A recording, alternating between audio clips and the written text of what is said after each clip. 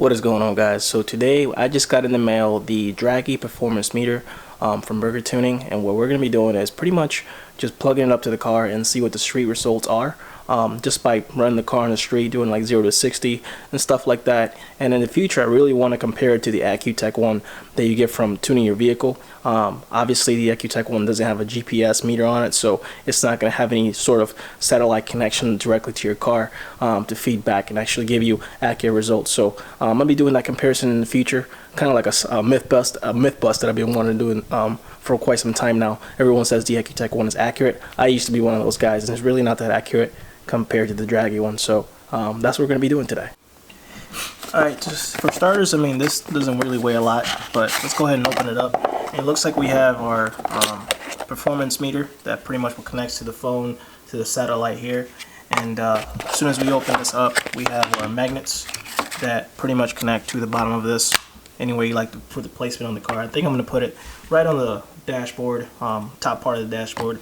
I think that's what I'll locate mine. You get an extra magnet, and you also get your charger cord. That's pretty standard. I mean, you can always have it plug it up, but it holds up to 6 hours worth of charge. So that's always cool, not to have it plugged in all the time. You know, with your phone connected and this connected, you wouldn't have too many things. So it's pretty simple, pretty straightforward. Looks like a pretty decent product. It's well packaged. So let's go ahead and get it connected on the car and see how it goes. Alright, so for starters, I think I'm going to be putting mine right there, right up front, and see how it looks. But I really can't think of any other place to really put it.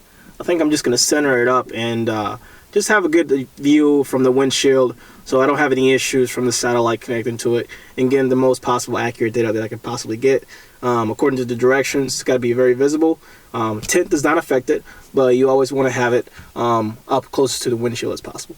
So I went ahead and went with the decision to put it more towards the passenger side of the vehicle, because what I want to do is route it all the way down here to my charger on my cigarette lighter, and that way I can route the cable along the sides and possibly retain it at some point. It's kind of like a clean install. I don't like messy stuff, so for right now I think I'm going to leave it right there. I like the placement, and if anything I can always put it somewhere else. So let's go ahead and see how it looks plugged in, or fire it up and go from there. Now I do want you guys to know I'm just having it plugged in temporarily. It doesn't need to be plugged in as long as it's charged, but mine is completely out of battery since it just got in the mail, so mine is plugged in for right now. So you don't have to do this, but that's just my personal preference. Just keep that in mind. So what I'm going to do now is fire up the app on the phone and see what it looks like. Alright, so we fired up the app. It's available for iPhone or Android, and you pretty much, once it's connected, you have the app downloaded. So what I did is downloaded the app. I just pretty much signed up for an account, just make sure I'm signed in. Other than that, I did some things like enter my vehicle information and stuff like that, but I don't think this should affect anything with the first time you connect. And just press connect as soon as you have it, and it's gonna take a second here, and you should see a check mark, and it's going to connect to the Dragy.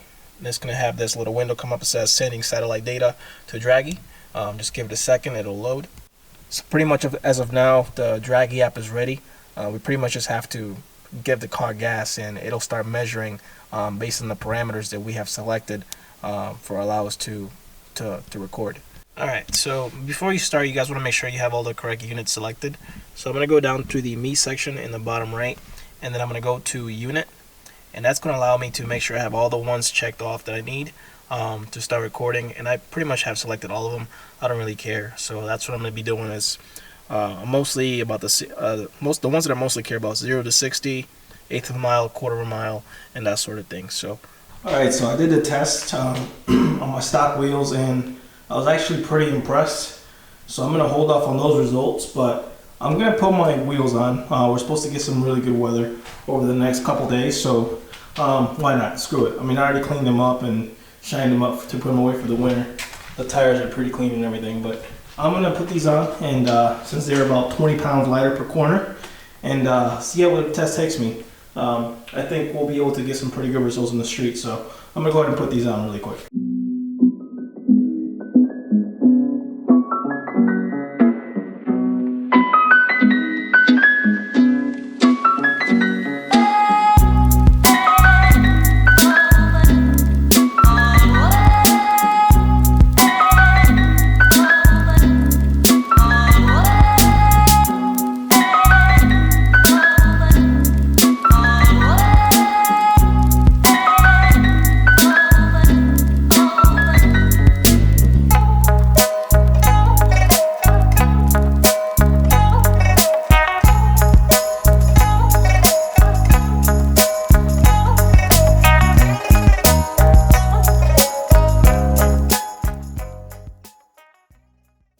God, these things look so good every time I put them on the car. Oh man, I miss these. Look at that.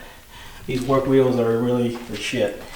I do have a 5mm spacer in there, making it a 17 offset in the front, 22 on the rears. It's a 19 by 10.5 for those of you who are constantly questioning about the specs. So 19 by 10.5 plus 22, and I run a 5mm in the front, making it 17, and perfect flush right there. I mean, the wheels are a little bit cocked right now, but yeah, pretty good stance for these wheels. Let's do the rear ones next. All right, so I got one side done on camera. I'm gonna get the other side done off camera just so we can get this done. It's kind of late right now, so most likely the test I'll be doing tomorrow after I get off work, but I'll just continue this vlog tomorrow, so I'll see you guys then. What is going on, guys? It's a new day. I got like a half hour of daylight outside, so I'm gonna try and get to this road that I normally do my test on and kind of compare the two between my Ecutek app and the Dragy. I'm pretty sure I know which one's gonna be more accurate and which one's gonna be off, but the main thing I want to get is some results. I got my wheels back on, my lighter wheels back on. I did some tests last night and all I did was spin. These summer tires, when they get cold, they're like slick. So I'm not looking to break any records in the 0-60 or, you know, quarter mile or eighth of a mile street runs. I'm really just looking to do a comparison and see how accurate the Dragy records the data. And actually, one feature that I do like about it is that the fact it records the run and it tells you the slope of the run, so no one can be cheating on a hill unlike Ecutek. You know what I'm talking about. So looking forward to doing that, and I'll let you guys know how it goes.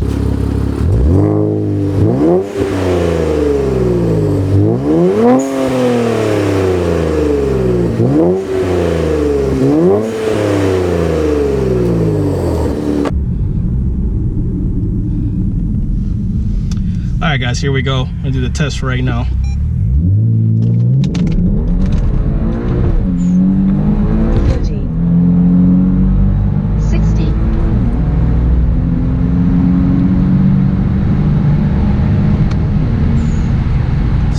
Crazy. Mile. Holy shit, it spun like crazy.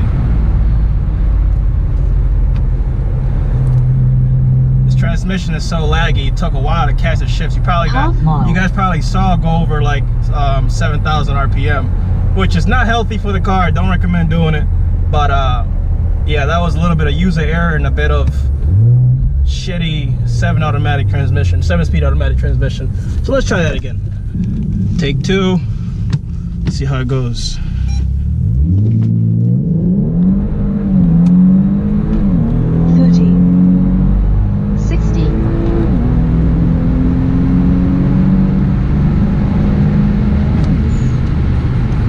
Let off before the quarter mile. Got a good eighth though, so we'll see how it goes. Ecutek doesn't log the eighth, only logs a quarter and 0 to 60 and stuff, but I'll get it on Dragy. I'll show you guys after. I'm probably gonna do one more run. I don't recommend doing any of that in public roads, especially when it's rush hour traffic. I mean, rush hour traffic in Michigan might be different in a lot of places, but there's still a lot of traffic around.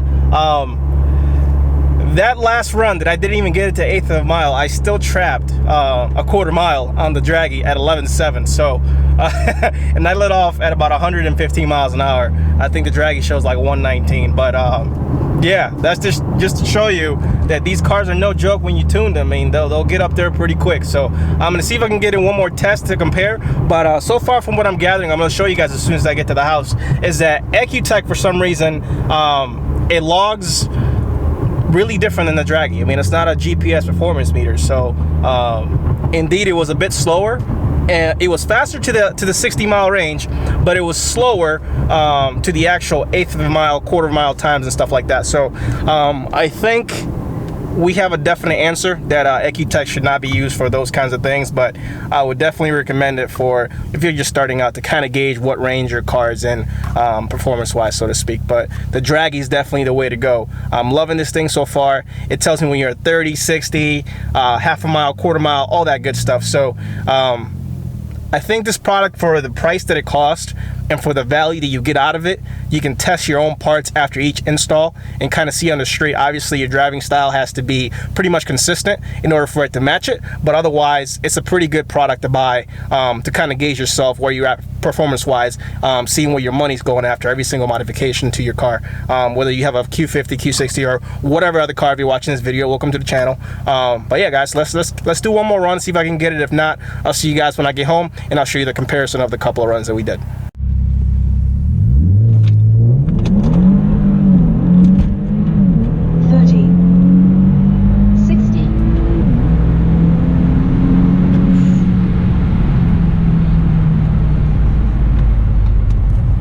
Quarter mile. All right, guys, I think that was the last pull. I did it in about 1/8 of a mile or so and let off.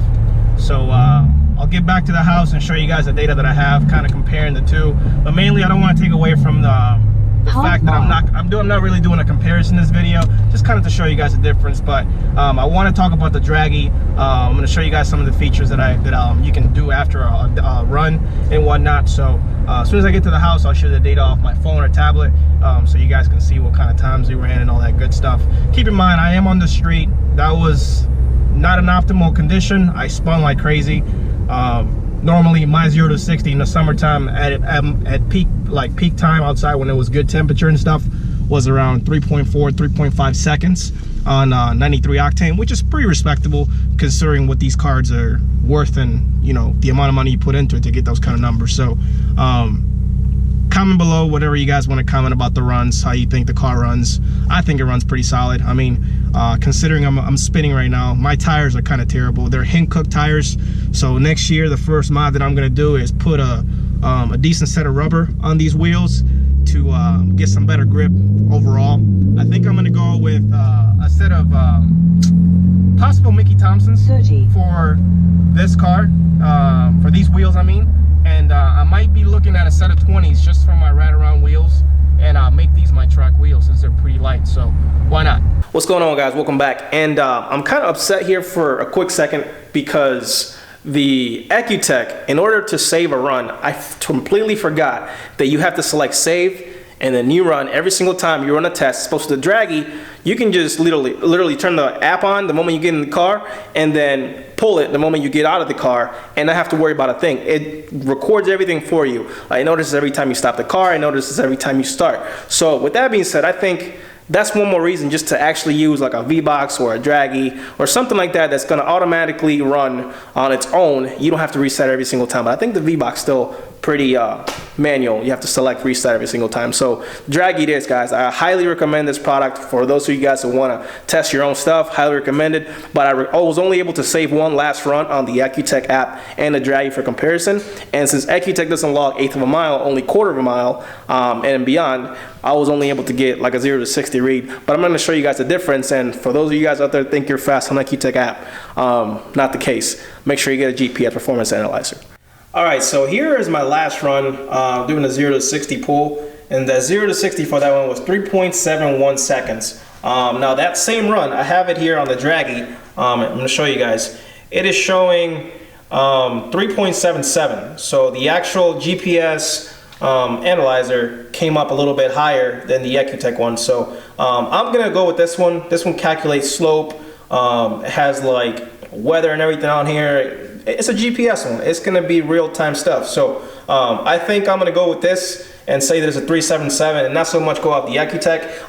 Not saying that it's not a good tool to use, but we're going to talk about them in a separate video. Exactly what can you use it for. I'm going to go through all the features on the Ecutek app in a separate video and kind of talk about that. You know, what can you use it for exactly and how to kind of, you know, believe its accuracy. But let's go over some of these runs that I did today, and I can show you guys how they went. So this is the 4.1, the one that we spun the first run. And I mean, all the data that I need is literally right here. This is just amazing. And it validates it. If it has a good slope, it'll validate the run, which is awesome. The Ecutek guys be cheating downhill, so don't follow the Ecutek guys. No, I'm just kidding. So yeah, 0 to 60, this one was 4.1, and we spun a crap load. Now let's go to the 1/8 mile ones. So 1/8 of a mile.